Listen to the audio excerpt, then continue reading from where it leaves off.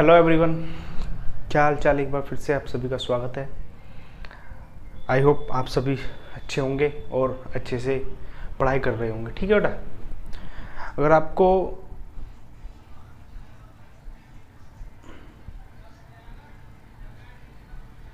I hope कि आप सभी के एग्ज़ाम हो चुके होंगे या किसी के नहीं हुए होंगे।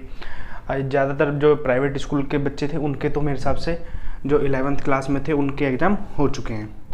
तो देखिए, समय ना गवाते हुए आपने अपने क्या करना है, 12th क्लास की अकाउंटेंसी को शुरू कर देना है। ठीक है, क्योंकि 12th क्लास की अकाउंटेंसी जो है एक वाइड मतलब कह सकता हूँ बहुत लंबा सिलेबस है, जिसको अगर आपको समय कम पड़ा तो आपका जो सिलेबस जो है जल्दी पूरा नहीं हो पाएगा। तो इसलिए मैं आपको सजेस्ट करूँगा कि आप जल्दी से जल्दी अपनी जो है पढ़ाई शुरू कर दें। ठीक है, क्योंकि देखिए हमारे पास 12th क्लास में कितनी बुक होंगी। 12th क्लास में 3 बुक होंगी आपकी। नंबर 1 जो फर्स्ट बुक होगी, फर्स्ट बुक में क्या क्या होगा। फर्स्ट बुक में आपका एनपीओ होगा और पार्टनरशिप से रिलेटेड आपके चैप्टर्स होंगे। ठीक है, एनपीओ चैप्टर 1 है और इसके बाद जो आपका फंडामेंटल आ जाता है, सेकंड चैप्टर फंडामेंटल आ जाता है, थर्ड चैप्टर फिर change in profit sharing ratio वगैरह के आ जाते हैं। ठीक है, फिर गुडविल वगैरह का आ जाता है। ठीक है, चैप्टर आगे पीछे हो सकते हैं लेकिन चैप्टर यही रहेंगे। गुडविल का आ जाएगा। उसके बाद क्या हो सकता है, आपका एडमिशन का चैप्टर शुरू हो जाता है, एडमिशन ऑफ ए पार्टनर। ठीक है, इस तरीके से आपका ये 12th क्लास की अकाउंटेंसी की पहली बुक होगी। और जो आपकी सेकंड बुक होगी, सेकंड बुक में देखिए क्या होगा। सेकंड बुक में पहला चैप्टर जो होगा इशू ऑफ शेयर, यानी कि कंपनी से रिलेटेड होगा, शेयर वाला चैप्टर होगा। दूसरा क्या होगा, इशू ऑफ डिबेंचर। ठीक है, थर्ड चैप्टर इसमें क्या होगा, रिडम्पशन ऑफ डिबेंचर। ठीक है, ये 3 चैप्टर इस बुक में होंगे और आपके जो मैंने आपको फर्स्ट बुक में बता दी ये सारे चैप्टर होंगे। ठीक है, फिर आ जाती है आपकी थर्ड बुक। थर्ड बुक में क्या होगा, आपका पहला चैप्टर तो जो बोलते हैं उसका बैलेंस शीट से रिलेटेड हो जाएगा। बैलेंस शीट किस तरीके से बनानी है, बैलेंस शीट के क्या क्या आइटम होते हैं, सब हेड और जी मेजर हेड, इस तरीके से। ठीक है, उसके बाद आपका क्या आ जाएगा, एनालिसिस का आ जाएगा, एनालिसिस ऑफ फाइनेंशियल स्टेटमेंट्स। ठीक है, फिर आ सकता है आपका इसमें change in profit sharing ratio आ जाएगा। Change in profit sharing ratio के बाद आपका बचेगा जो इस बुक का सबसे मेजर चैप्टर होता है, कैश फ्लो स्टेटमेंट। ठीक है, कैश फ्लो स्टेटमेंट। तो आपका ये सब सिलेबस रहेगा। तो मेरा कहने का मतलब ये, क्यों ना बेटा इसको जल्दी से जल्दी अभी से शुरू कर दिया है, क्योंकि जो बच्चे सोच रहे हैं कि भैया स्कूल खोलेंगे ऐसे करेंगे वैसे करेंगे, तो आप तब तक काफ़ी देर हो जाएगी। ठीक है नहीं, तो इसलिए सिलेबस को जल्दी से जल्दी, चाहे कैसे भी किसी भी मोड में आप ऑनलाइन पढ़ें कैसे भी पढ़ें, ये आपकी बात है। ठीक है, इसको आपने किस तरीके से आपने स्टार्ट करना है। ठीक है, तो देखिए हमारा जो सिलेबस चलेगा, हम ऑनलाइन के तरीके से किस तरीके से पढ़ाएंगे। ठीक है, ऑनलाइन में आपको डेली क्लास मिलेगी आपको। ठीक है, मैं आपको बता दूंगा किस तरीके से, या तो जो हमारा क्या कहते हैं जूम ऐप पर चलेगी। ठीक है, जूम पर चलेगी, या हम यूट्यूब पर भी लाइव कर सकते हैं। ठीक है, ये दोनों हमारे पास प्लेटफॉर्म है, हम इसके थ्रू आपको पढ़ाने की कोशिश करेंगे। तो देखिए आज मैं आपको क्या कहना चाहता हूँ, मैं सिर्फ आपको यहाँ पर जो अभी शुरू करने के लिए आया हूँ, सिर्फ आपके बेसिक कंसेप्ट क्लियर कराने हैं। ठीक है, बेसिक कंसेप्ट में सबसे पहले बात करेंगे हम rules of debit and credit. Rules of debit and credit, rules of debit and credit, क्योंकि ये ही क्या है, अकाउंटेंसी की नींव होती है। अगर बच्चे को ये समझ में नहीं आया है तो मतलब मान सकते हैं कि हम अकाउंटेंसी हमारी वीक है। ठीक है, देखिए यहाँ पर क्या होता है, आपके ना यहाँ पर 2 अप्रोच होती हैं अकाउंटेंसी में। क्या होती हैं, 2 अप्रोच होती हैं जनरल एंट्री को डिकोड करने की। नंबर 1 आपकी क्या होगी यहाँ पर, ट्रेडिशनल अप्रोच।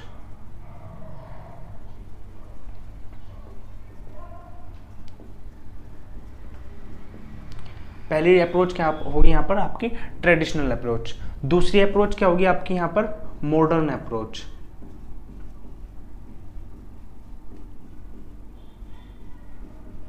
ठीक है।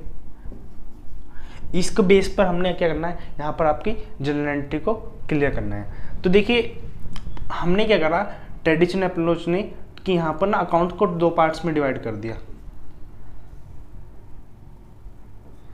पहला पर्सनल अकाउंट्स,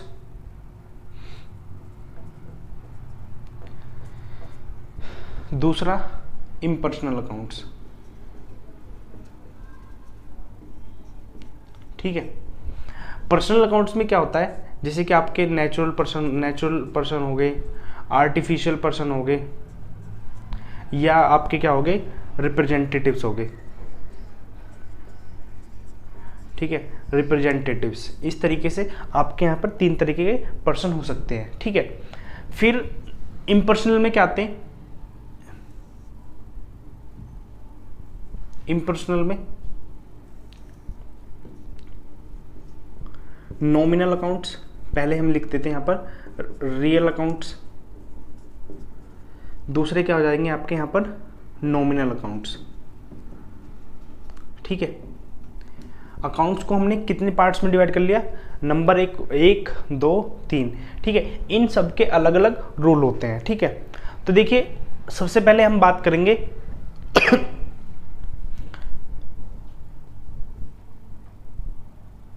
पर्सनल अकाउंट्स की। तो पर्सनल अकाउंट के लिए सबसे पहले हमारे पास यहाँ पर क्या रूल होगा,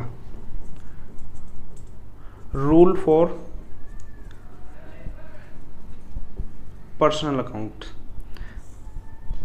देखिए हम यहाँ पर क्या करेंगे, डेबिट द रिसीवर, और क्या करेंगे, क्रेडिट द गिवर। ये किसके पॉइंट ऑफ व्यू से बात कर रहे हैं हम बिजनेस के पॉइंट ऑफ व्यू से बात कर रहे हैं हम यहाँ पर, ठीक है। नहीं, किसके पॉइंट ऑफ व्यू से बात कर रहे हैं, बिजनेस के पॉइंट ऑफ व्यू से। फिर हम बात करेंगे रियल अकाउंट्स की। तो रियल अकाउंट्स के लिए रूल क्या होगा, rules for real accounts. Real account के लिए रूल क्या होगा, डेबिट व्हाट कम्स इन, ठीक है, क्रेडिट व्हाट गोज आउट। इनके सबके मैं ना एक एग्जांपल भी आपको लेकर दिखाऊंगा, ठीक है। यहाँ तक आपको दिख रहा है ना सब कुछ अच्छे से, ठीक है। चलिए तो फिर अब बात करते हैं rules for nominal account. Rules for nominal accounts.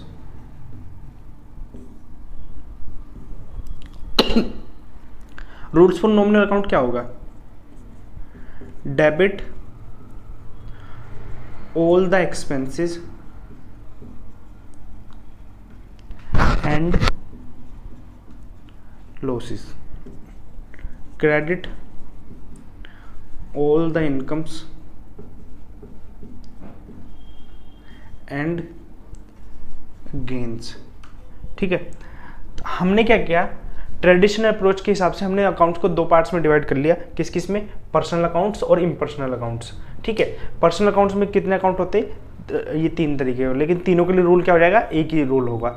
Impersonal में क्या हो गए, हमने अकाउंट्स को 2 पार्ट्स में डिवाइड किया, पहला रियल अकाउंट्स, दूसरा नॉमिनल अकाउंट्स। नॉमिनल अकाउंट और रियल अकाउंट के लिए रूल अलग अलग होगा।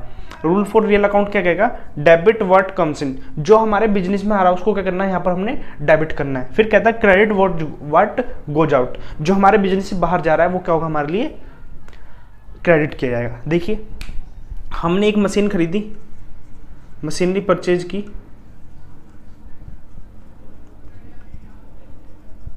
तो मशीनरी परचेज के लिए क्या होगा, मशीनरी हमारे बिजनेस में आ रही है तो मशीनरी को क्या किया जाएगा, मशीनरी अकाउंट को यहाँ पर हम डेबिट कर देंगे, ठीक है। और जो हमारे बिजनेस से जा रहा है, रियल यहाँ पर क्या है, कैश जा रहा है, तो कैश को क्या कर देंगे हम यहाँ पर, कैश अकाउंट को क्या कर देंगे यहाँ पर हम क्रेडिट कर देंगे, ठीक है। यहाँ तक आपको समझ में आ गया होगा, ठीक है। फिर बात करते हैं हम रूल्स फॉर पर्सनल अकाउंट्स। देखिए अगर हमने क्या किया, किसी क्रेडिटर को क्या किया, पेमेंट किया, किसी क्रेडिटर को क्या किया, पेमेंट किया, तो क्रेडिटर अकाउंट क्या होगा, यहाँ पर क्रेडिटर अकाउंट क्या कर लेंगे हम, यहाँ पर डेबिट कर देंगे। और कैश हमारे यहाँ से, कैश के लिए लेकिन रूल कौन सा अप्लाई होगा, रियल वाला। तो कैश अकाउंट को क्या कर देंगे यहाँ पर हम क्रेडिट कर देंगे, हाँ या ना। ठीक है बेटा, समझ में आ गया, कोई दिक्कत नहीं। चलिए आगे देखते हैं। फिर बात करते हैं rules for nominal accounts. Suppose करो हमने यहाँ पर सैलरी पे की, सैलरी पेड, तो सैलरी क्या है हमारे लिए, एक एक्सपेंस है। सैलरी क्या है हमारे लिए, एक एक्सपेंस है। तो ऑब्वियस सी बात, जब हम सैलरी पे करेंगे, मैंने बताया था अभी डेबिट ऑल द एक्सपेंसेस, तो डेबिट सैलरी है, सैलरी को डेबिट करना पड़ेगा। सैलरी अकाउंट को यहाँ पर क्या करेंगे, हम यहाँ पर डेबिट कर देंगे। फिर बात करते हैं किसकी, हमारे यहाँ से क्या कैश जा रहा है, कैश या बैंक की पेमेंट कर रहे हैं। तो कैश और ये बैंक क्या हमारे लिए रियल अकाउंट की तरह काम करते हैं। तो कैश अकाउंट को क्या कर देंगे हम यहाँ पर क्रेडिट कर देंगे। यहाँ तक कोई प्रॉब्लम है आपको तो बता सकते हैं। ठीक है बेटा, कोई दिक्कत नहीं है। चलिए भैया आगे चलते हैं। तो देखिए अब बात हमारी यहाँ पर क्या होगी, हमारी जो ट्रेडिशनल अप्रोच थी हमने इसको यहाँ पर अच्छे से कवर कर लिया है। अब बात करेंगे हम यहाँ पर मॉडर्न अप्रोच की। तो मॉडर्न अप्रोच, देखिए मॉडर्न अप्रोच में क्या करेंगे, मॉडर्न अप्रोच में हम यहाँ पर अकाउंट्स को ना 5 पार्ट्स में डिवाइड कर लेंगे। अकाउंट्स को कितने 5 पार्ट में डिवाइड कर लेंगे। नंबर 1 क्या होगा हमारे यहाँ पर, एसेट होगी। ठीक है, फिर क्या होगी, कैपिटल हो जाएगी। फिर उसके बाद क्या हो जाएगी, लायबिलिटी हो जाएगी। ठीक है, लायबिलिटी के बाद क्या हो जाएगी आपके यहाँ पर, इनकम हो जाएगी। इनकम को हम क्या लिख देंगे यहाँ पर, सीधा रेवेन्यू हो जाएगा। ठीक है, रेवेन्यू के बाद यहाँ पर आपको क्या हो जाएगा, एक्सपेंसेस हो जाएंगे। ठीक है, दिख रहा है ना आपको सब कुछ, ठीक है। तो अब इसमें क्या करा हमने, इनको ना हम इंक्रीज और डिक्रीज के आधार पर हमने यहाँ पर क्या करना है, डेबिट करना है, इंक्रीज या डिक्रीज। अगर यहाँ पर एसेट्स हमारी इंक्रीज होती हैं, अगर हमारी यहाँ पर एसेट्स इंक्रीज होती हैं तो हम उसको क्या करेंगे, डेबिट कर देंगे। ठीक है, और एसेट्स डिक्रीज हो रही थी यहाँ पर क्या करेंगे हम, क्रेडिट करेंगे। ठीक है जी, समझ में आ गया। फिर अगर कैपिटल हमारी इंक्रीज होती है तो कैपिटल इंक्रीज होने पर हम एंट्री क्या करते हैं, cash account debit to capital account. तो कैपिटल कौन सी साइड पे बढ़ेगी, क्रेडिट साइड पर। ठीक है जी, और डेबिट साइड पर हमारी क्या हो जाएगी, कम हो जाएगी। उसी तरीके से लायबिलिटी की बात करते हैं, तो लायबिलिटी जैसे बढ़ेगी तो लायबिलिटी को क्या करेंगे हम, क्रेडिट कर देंगे, और कम होगी तो डेबिट करेंगे। फिर रेवेन्यू हमारा बढ़ेगा तो क्रेडिट करेंगे, और कम होगा तो डेबिट करेंगे। एक्सपेंसेस अगर बढ़ते हैं तो क्या होंगे, डेबिट होंगे, और कम होंगे तो क्रेडिट हो जाएंगे। ठीक है जी, दिख रहा है ना सब कुछ समझ में आ रहा होगा। चलिए जी, कोई दिक्कत नहीं। तो हमारा जो सबसे पहला जो पॉइंट था 12th क्लास में, मेरा मकसद ये है कि बच्चों की ना नींव को मजबूत किया जाए। जब तक बच्चे की नींव मजबूत नहीं होगी तब तक आगे हम कैसे चल पाएंगे। तो 12th क्लास के लिए सबसे पहले मैंने आपको बताया, रूल्स ऑफ डेबिट क्रेडिट आपको अच्छे से आने चाहिए। मेरे हिसाब से आपको यहाँ तक ये मेरी बात समझ में आ गई होगी। चलिए तो अगर किसी को ये नोट करना है या आप स्क्रीनशॉट लेना चाहते हैं तो आप इसके स्क्रीनशॉट ले सकते हैं। ठीक है, चलिए मैं रफ कर देता हूँ फिर ना इसको।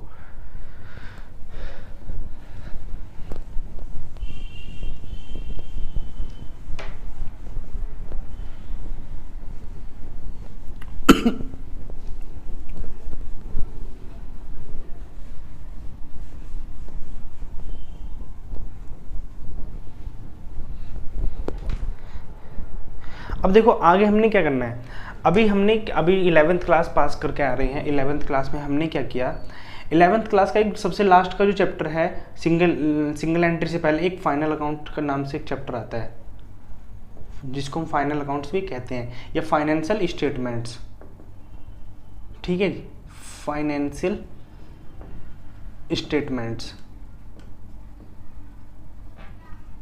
ठीक है, इस चैप्टर का मतलब क्या था, हमने इसमें क्या किया, हमें ट्रायल बैलेंस दिया होता है, ट्रायल बैलेंस दिया होता है। ट्रायल बैलेंस से हमें क्या क्या बनाना होता है, नंबर 1 तो ट्रेडिंग अकाउंट, दूसरा profit and loss account, profit and loss account. ठीक है, तीसरा बाद में क्या आता है हमारा यहाँ पर, बैलेंस शीट। ठीक है, ये तीनों अकाउंट हमसे बनाने की बातें करता है। बैलेंस शीट हो गया हमारा, प्रॉफिट एंड लॉस अकाउंट हो गया, ट्रेडिंग अकाउंट हो गया, ठीक है। अब देखिए थोड़ा थोड़ा मैं इसका फॉर्मेट बनवा देता हूँ किस तरीके से क्या कुछ होता है। तो सबसे पहले हमारा क्या होता है, ट्रेडिंग अकाउंट होता है।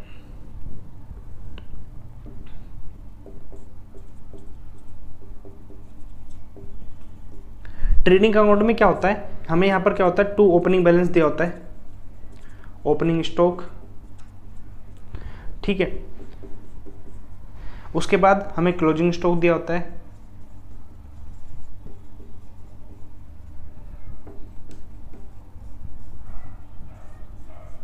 Closing stock. फिर हम यहाँ पर परचेज दिखाते हैं, टू परचेजेस, कुछ डायरेक्ट एक्सपेंसेस दिखा देते हैं हम,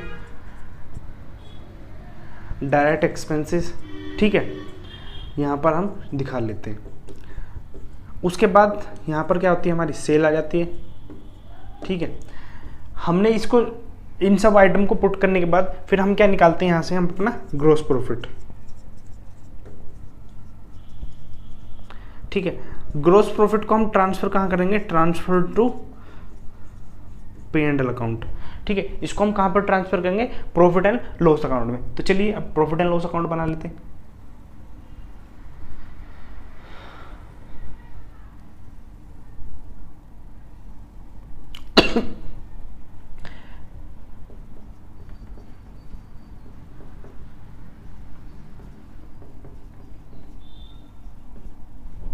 प्रॉफिट एंड लॉस में हमारे क्या क्या है, ग्रॉस प्रॉफिट से यहाँ से ग्रॉस प्रॉफिट निकल के आ गया, ग्रॉस प्रॉफिट। फिर हमने क्या किया, कुछ हमारे क्या हुए, इनडायरेक्ट एक्सपेंसेस हो गए, जैसे कि सैलरी हो गया, रेंट हो गया, और इलेक्ट्रिसिटी बिल हो गया, इलेक्ट्रिसिटी बिल हो गया, और क्या हो गया, अदर एक्सपेंसेस भी हम कह सकते हैं, अदर एक्सपेंसेस, ठीक है। इतने सारे हमारे एक्सपेंस और भी हो सकते हैं, लेकिन सिर्फ मैं आपको बात समझाने के लिए कर रहा हूँ, ठीक है। फिर यहाँ पर क्या सकते हैं, इंटरेस्ट वगैरह हमें रिसीव हो सकता है, या कुछ और भी इनडायरेक्ट इनकम आ सकती है, इनडायरेक्ट इनकम यहाँ पर हो सकती है, ठीक है, कोई दिक्कत नहीं।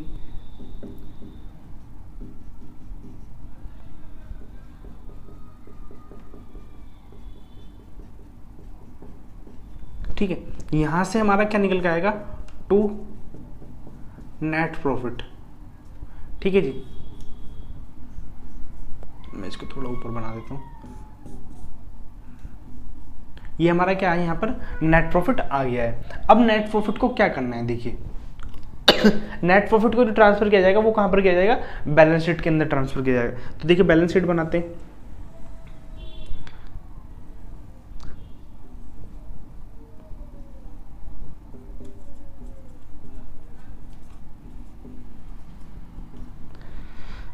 बैलेंस शीट में हमें क्या क्या जानकारी दी होंगी, यहाँ पर कुछ फिक्स एसेट्स दी होंगी, कैश की जानकारी होगी, कैश, बैंक, डेटर्स, और क्या हो सकता है, कुछ भी लिख सकते हैं, BR हो सकते हैं, ये सब जानकारी हमें दी होती है।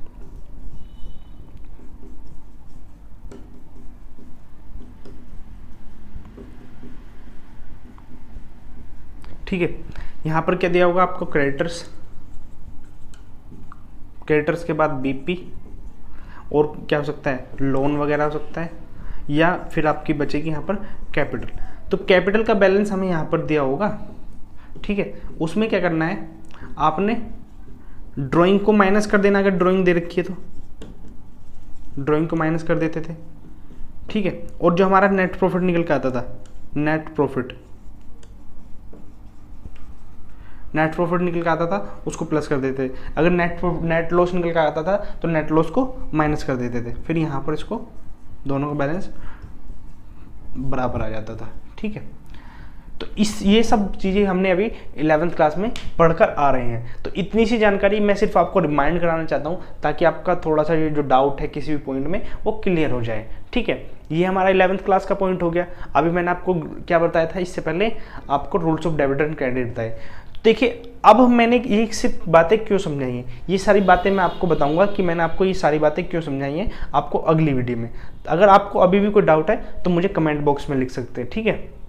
फिर भी और बाकी मैं फिर एक बात आपसे और ज़रूर कहूँगा, चैनल को बेटा ज़रूर सब्सक्राइब कर लें, चैनल को ज़रूर सब्सक्राइब करें, ठीक है, क्योंकि सब्सक्राइब करोगे तभी आपको नोटिफिकेशन मिल पाएगी, अदरवाइज आपको प्रॉब्लम हो जाएगी कि भैया कहाँ गई वीडियो, क्यों नहीं आ रही, लाइव क्यों नहीं आते आप, ठीक है। अगर आपको हमारी वीडियो अच्छी लगती है तो चैनल को एक बार ज़रूर सब्सक्राइब कर दो और अपने दोस्तों को शेयर कर दो, ठीक है। तो मिलते हैं आपको अगली वीडियो में, तब तक के लिए धन्यवाद और अपना ध्यान रखें बेटा।